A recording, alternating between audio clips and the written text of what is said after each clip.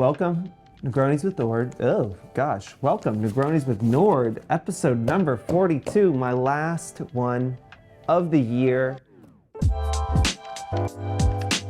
When did we start this show?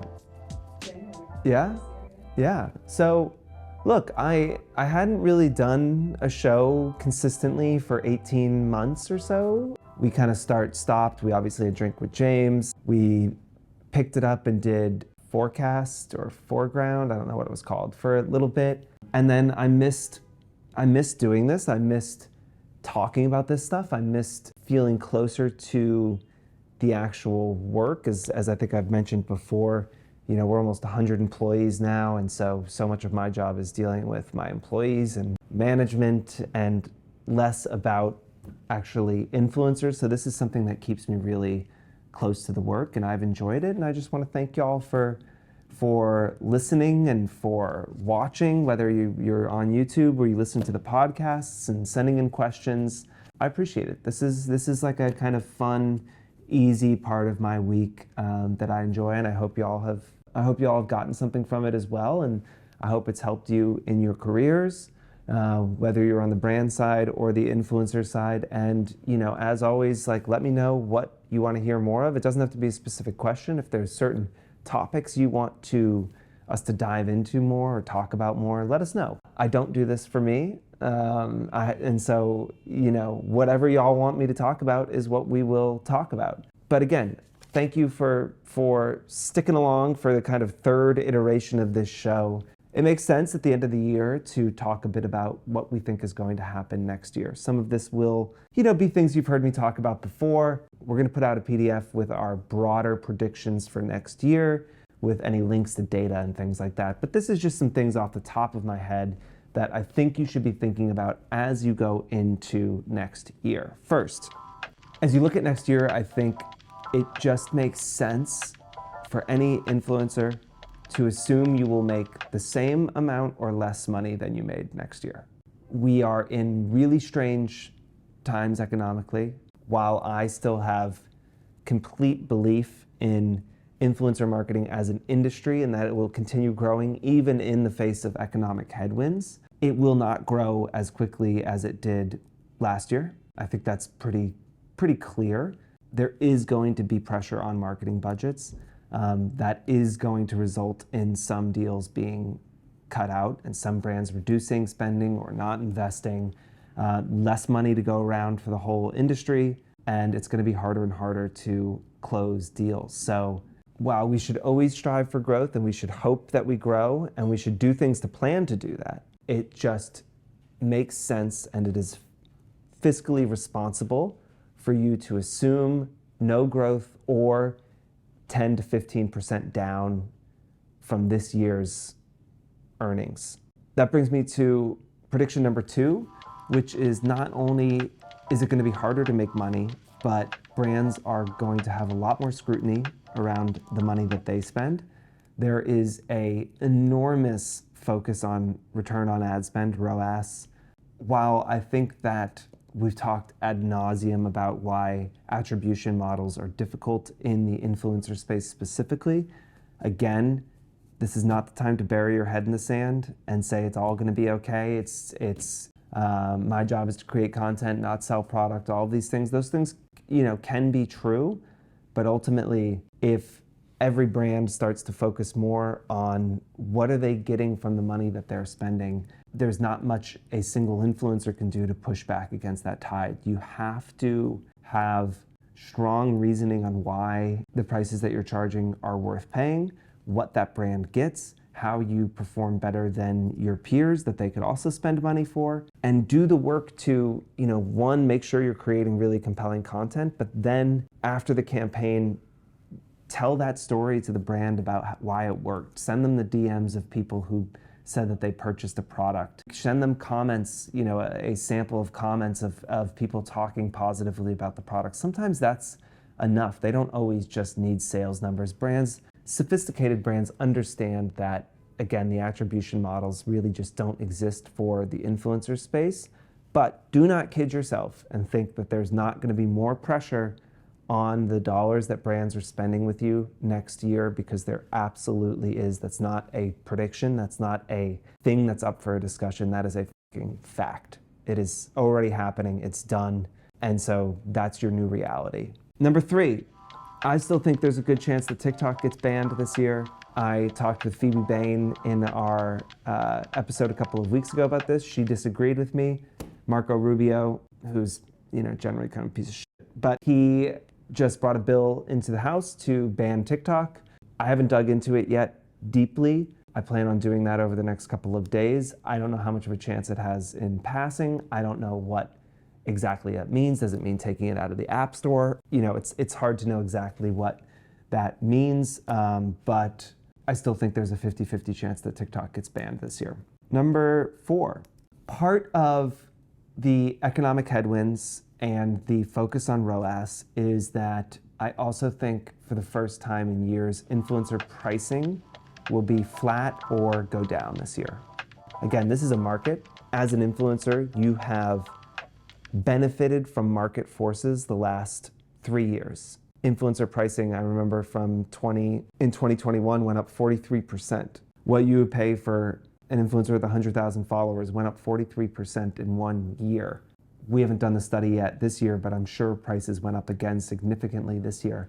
I don't think that's going to happen next year. I think we could see prices go down, and that's just part of a market, a free market. One way to get more of a return on the investment is that the investment is smaller, right? So if I charge you $1,000 for a post, your expectations are different than if I charge you $5,000 for a post, right? Same performance, but the math is different because what I paid for it was so different. So all of that happens, it could be more difficult for you to maintain the pricing that you have had. That is one of the beautiful and difficult things about operating in a free market, is that markets move. What you are able to charge is determined by these tens of thousands of, or hundreds of thousands or millions of different data points all working together. Ultimately, you might lose the power to control those things, and your pricing might have to come down. Number 5, we talked a little bit about this in the beginning of the year, I think. I've said that I generally don't really like wellness as like a topic. We talked about how we thought, people were going to talk a lot less about wellness. And that was kind of coming out of the pandemic. I think people wanted to party. They were drinking espresso martinis and dressing up and going out. And it was all about kind of being free and roaring 20s type feeling. I think, again, it's going to continue to be harder and harder to talk about wellness if the economic situation deteriorates more, it will come across as even more privileged, whether or not that's fair. I mean, wellness should be separated from, means, but like it or not, it's tied up in the goop kind of world of hyper privileged people spending enormous amounts of money and time to kind of focus on themselves and wellness. So I think that will continue to be a trend, that wellness kind of falls out of fashion as a thing to talk about. Number 6, performance bonuses. I think we're going to see more and more brands offering bonuses for content that performs really well. This is something 4 is going to start rolling out and we're experimenting with. So, setting aside a portion of a brand's campaign spend to offer it as bonuses for extraordinary performance on TikTok or Instagram. We want influencers to get some of the upside if things go really well, or be rewarded for going above and beyond in a campaign. So I think we're going to see more of that. Okay, number 7, this isn't a trend, but just something I've been thinking about. I think a lot of influencers are probably going to be grappling with here in the next year, is how do you exit?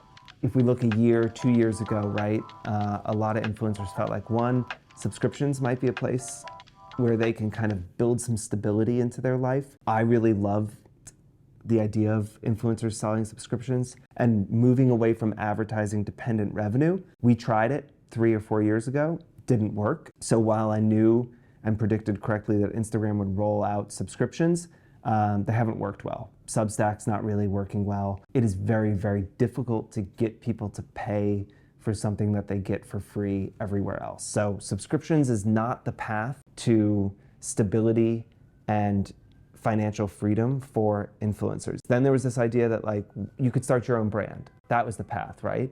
But we're seeing a lot of influencer brands shut down. Something Navy, who's an absolute powerhouse, someone that has always moved a lot of product, her brand is really struggling. A number of other big, buzzy influencer brands have been shut down. Beauty lines have been shut down. I think that path is starting to close off for influencers as well. The idea that, you know, any influencer can just kind of create a brand and that can be the way that they build their financial freedom and stability in the longer term. So we're left back where we started, right? That the only way to ensure your future is probably creating great content that your audience continues to want to consume, making sure that you are fostering and investing in a community, that you are pulling new people into that community all the time, that you are thinking about how that community makes sense on different platforms, you know, to continuing to make good money here.